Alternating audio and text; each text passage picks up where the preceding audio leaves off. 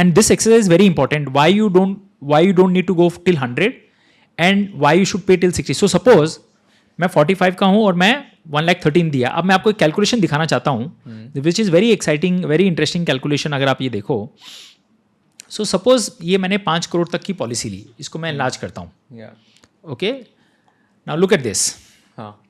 अभी मैं ये 1,13,000 का प्रीमियम दे रहा हूँ टिल 60 तक, और अगर मुझे 100 तक की पॉलिसी लेनी है तो मेरा प्रीमियम हो गया 3,32,00,000. तो मैं साल के कितने एक्स्ट्रा दे रहा हूँ?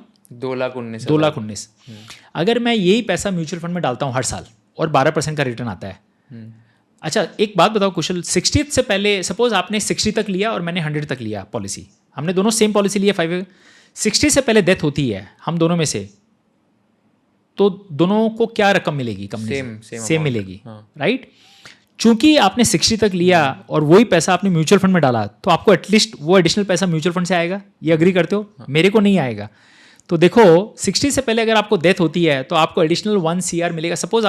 सपोज डेथ हैपेंस एट 60, तो in your case you will get 5 CR plus 1 CR from your difference amount that you have invested in mutual funds. The family will get कितना रेट ऑफ रिटर्न अज्यूम किया है? 12%. Okay, ये calculation आपको समझ में आ रही है? हाँ. मुझे मेरी फैमिली को 5 CR मिलेगा, right?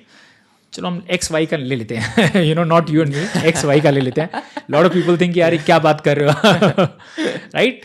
X gets 1 CR extra compare to Y. अच्छा, Y को कब फायदा होगा? अच्छा, 61 में X की डेथ होती है तो X को कोई फायदा नहीं है. Y को फायदा है क्योंकि उसकी कवर 90 तक है.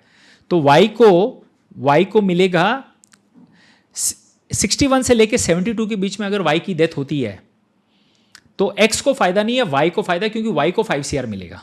Correct. Okay, now let's say at 73 X की डेथ होती है. X ने वो जो पैसे म्यूचुअल फंड में डाले थे उसको इंश्योरेंस कंपनी से कुछ नहीं मिलेगा, उसको म्यूचुअल फंड से 5,26,00,000 मिलेगा X को, और Y को क्या मिलेगा? Only 5 CR. So again from 73rd birthday X starts beating Y, and till 60th birthday X is beating Y. Only in the interim period Y is winning. तो अगर X की डेथ 61 to 72 के बीच में होगी तो ही Y will get more money as compared to X. Absolutely. बाकी पूरा time X is going to get more money. X is winner. और अगर 90th में X की डेथ होती है ना तो Y को मिलेंगे 5 CR, X को मिलेंगे 37 CR from mutual funds because of the power of compounding. You are getting this? I am sure हमारे व्यूअर्स को ये बहुत एक अलग इंसाइट मिल रही है कि किस वक्त क्या है. अच्छा, ये मैंने 60 वर्सेस 100 ली है. करेक्ट. चलो हम 70 वर्सेस 100 करते हैं कि बहुत लोग बोलते हैं चलो यार 70 तक डेथ होने के चांसेस रहते हैं, 100 में नहीं है. तो 70 तक सबके लिए सेम है, एज इन 70th बर्थडे तक अगर X की डेथ होती है तो X और Y को दोनों को 5 CR मिलते हैं. बट अगर 70th बर्थडे से लेके 73rd बर्थडे तक Y को ज़्यादा मिलेगा, X को कुछ नहीं मिलेगा. 16 and 70 में वो ग्रीन होना चाहिए. बट 70th बर्थडे से लेके 73rd बर्थडे तक की Y को खाली एडवांटेज है. उसके बाद अगर डेथ होती है ना तो X को वापस एडवांटेज है, क्योंकि 5 करोड़ 11 लाख मिलते हैं और Y को तो सिर्फ 5 CR ही मिलने हैं. करेक्ट. सिर्फ 4-5 साल Y को खाली एडवांटेज है 70 वर्सेस 100 में.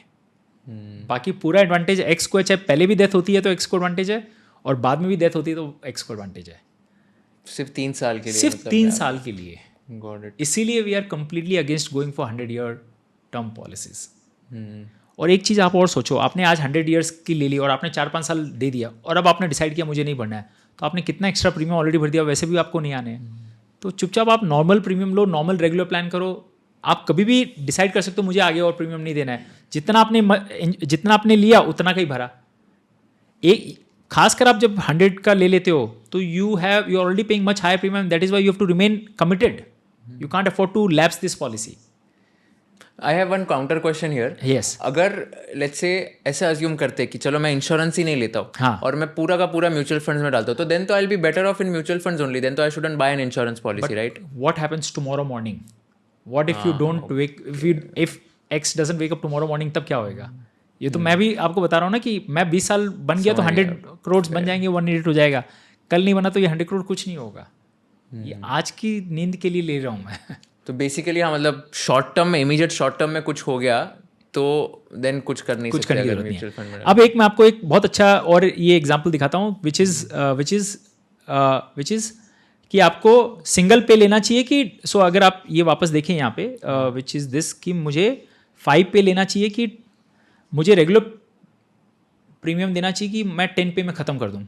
सो 10 पे का मतलब है बेसिकली आप 10 साल के लिए प्रीमियम पे करोगे and you will be covered till the age of whatever. So suppose if you are buying let's say till 100 which anyway you should be buying, तो and if you are 45 then every year for the next 10 years you have to pay 7,66,000। समझ गया। तो 55 years तक मैं हर साल 7,66,000 पे कर रहा हूँ, मतलब 10 साल के लिए। yes. तो टोटल मैंने पे किया 76,68,000। yes. And I am covered till as 100। yes. समझ गया। तो बहुत लोग ये इंश्योरेंस कंपनीज आपको क्यों बेचती है मालूम है ऐसा कि सर आज आप बिजनेस ओनर हो, आपकी अच्छी इनकम है, आज आप पे कर सकते हो, कल आपका बिजनेस डाउन हो गया और आपका लैप्स हो गया, आपको कहाँ याद आएगा? तो इससे अच्छा आप 5 साल में भर के ख़त्म करो, peace of mind.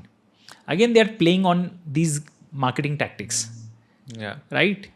I have a logic कि आप नॉर्मल रेगुलर पे भरो, आपको लॉन्ग टर्म भरने की ज़रूरत नहीं है। Okay, so just look at this example. Suppose आप 70 तक का लेते हो तो आप रेगुलर पे भरते हो तो आपका प्रीमियम क्या है? 1,43,695 पर एनम। और अगर आप 10 साल में ख़त्म करते हो तो 2,59,234 पर एनम फॉर 10 years। 10 years? तो आप डिफरेंस इसमें अज्यूम क्या कर रहे हैं आप? करंट एज आपकी 45 है, राइट? मैंने मेरे लिए बनाई थी, हाँ 45 है। ओके, एंड ये सारी कैलकुलेशन आप सेम एज के लिए किसी के लिए भी कर सकते हो आप। Now look at this, the difference that you are paying per annum for the next 10 years is 1,15,000। Correct. तो एक्स ने क्या किया? रेगुलर प्रीमियम लिया, वाई ने 10 पे लिया। तो एक्स के पास 1,15,000 पर साल एक्स्ट्रा थे, उसने जाके म्यूचुअल फंड में डालना शुरू कर दिया फॉर 10 years ग्रोइंग एट 12%। तो 10 साल के बाद एक्स का कॉर्पस हो गया 22 लाख रुपए जो म्यूचुअल फंड में उसने डाले। अग्री? 22,70,000। करेक्ट। अब वाई क्या बोलता है? मैंने तो 10 साल में पे कर दिया, अब मुझे कुछ पे करने की जरूरत नहीं है, एक्स को तो पे करना पड़ेगा। तो एक्स क्या करेगा? ये कॉर्पस में से SWP स्टार्ट करेगा कि चलो मेरी उस वक्त एक्टिंग इनकम है नहीं है, इसमें से 1,43,000 जो मुझे रेगुलर पे भरना है मैं स्टार्ट करता हूँ। He start paying from this 22 lakh. उसके बावजूद भी देखो ये पूरा कॉर्पस में at 70th birthday he still getting 77 lakhs more from his mutual fund after paying all the premiums till 70th birthday. Wow, this is something very crazy. तो इसमें from what I understand is कि उसको 70th birthday में तो 77 लाख का उसका corpus mutual fund से बन भी गया। हाँ। और उसी में से SWP जा रहा है उसके प्रीमियम्स की अमाउंट।